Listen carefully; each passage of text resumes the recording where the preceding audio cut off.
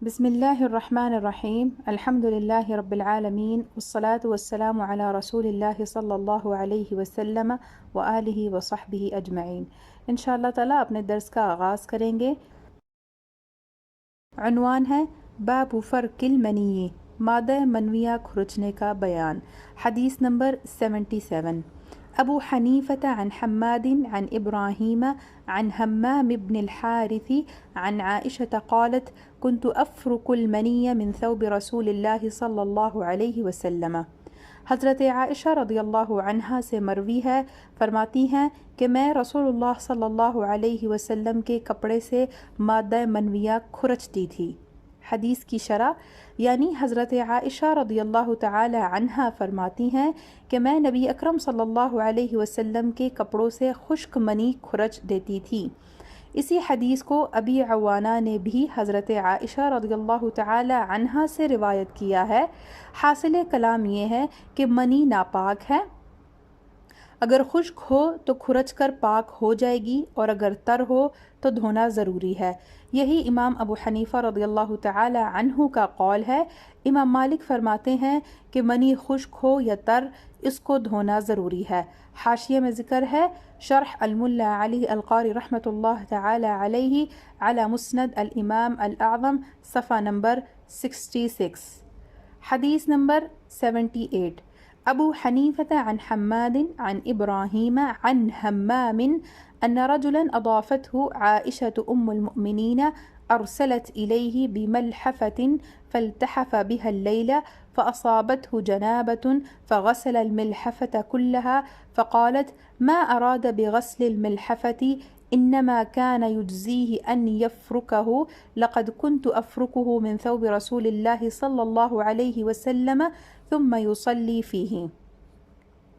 حدیث کا ترجمہ، حضرت حمام سے مروی ہے کہ ایک آدمی حضرت عائشہ رضی اللہ تعالی عنہا کا مہمان بنا تو حضرت عائشہ رضی اللہ عنہا نے اس کی طرف ایک لحاف بھیجا۔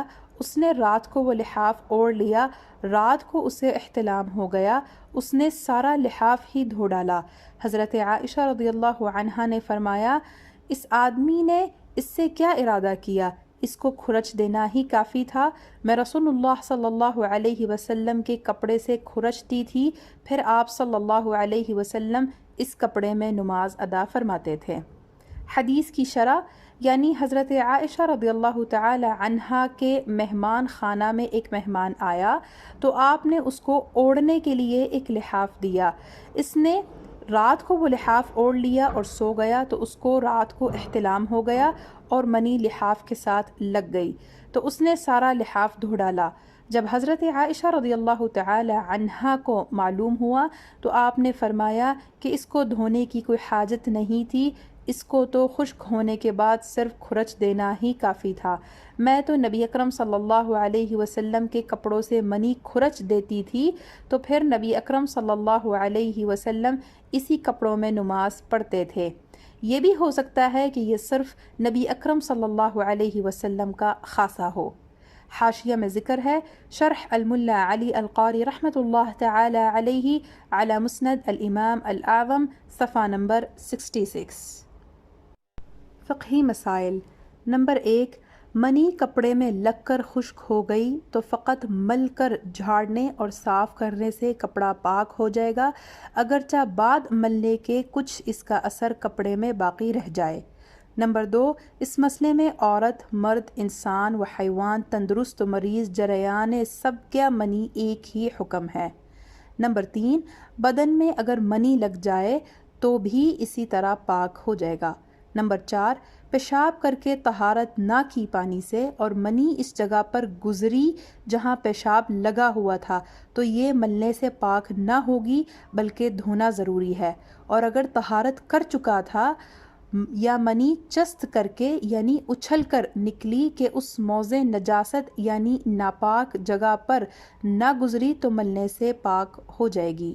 نمبر 5، جس کپڑے کو مل کر پاک کر لیا اب اگر وہ پانی سے بھیگ جائے تو ناپاک نہ ہوگا۔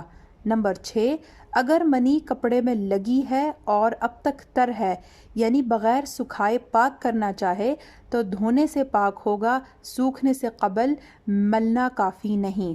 مسئلہ موزے یا جوتے میں دلدار نجاست لگی یعنی جیسے پخانہ، گوبر، منی تو اگرچہ وہ نجاست تر ہو کھرچنے اور رگڑنے سے پاک ہو جائے گی۔